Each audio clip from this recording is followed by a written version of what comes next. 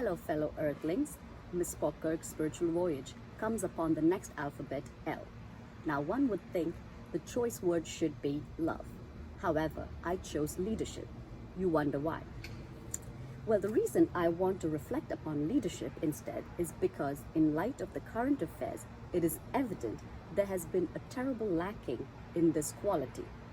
In recent years, I have encountered several people who strive for power status but are poorly qualified to lead. It is most certainly evident in the pandemic handling shown by the incumbent in the highest office in the United States, who is a powermonger and not a true leader. The decent leadership qualities were shown by some governors of the states such as Rhode Island, Massachusetts, New York, etc. Unfortunately, that was not enough to get US out of this crisis like in other first world countries. So what does leadership truly mean? From a spiritual standpoint, do we see it exemplified in Christ? Well, I am reminded of this Christmas carol that proclaims leadership in Christ. Hark the herald angels sing, glory to the newborn King. Now, if you look at the letters in hark, it highlights the qualities of a leader. H for humility, A for accountability, R for respect, K for kindness.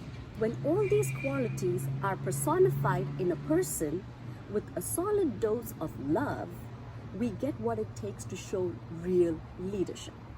These were most certainly personified in Jesus, for he is the Messiah, Prince of Peace, as prophesied by Isaiah in chapter 32, 1-8, a king with integrity. I'm going to read this verse for you to kind of show you what this quality really means. So, Isaiah chapter 32, verse 1-8. Someday there will be a king who rules with integrity and national leaders who govern with justice. Each of them will be like a shelter from the wind and a place to hide from the storms.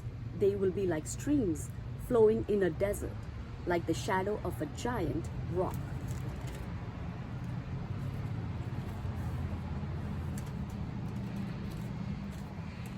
In a barren land, their eyes and ears will be open to the needs of the people. They will not be impatient any longer, but they will act with understanding and will say what they mean. No one will think that a fool is honorable or say that a scoundrel is honest. A fool speaks foolishly and thinks up evil things to do. What he does and what he says are an insult to the Lord. And he never feeds the hungry or gives thirsty people anything to drink. A stupid person is evil and does evil things. He plots to ruin the poor with lies and to prevent them from getting their rights. But an honorable person acts honestly and stands firm for what is right. So with this reflection, I'd like you guys all to think about what it means truly to be a good leader. Because in a democracy, the people we choose ultimately ends up how we live our life. Because if we choose a bad person, we end up with bad consequences. So in this election year, I hope people turn to be wise and get over stupidity and choose a wise person to lead the country. And I'm hoping the same for the rest of the world. May God bless you all. Thank you.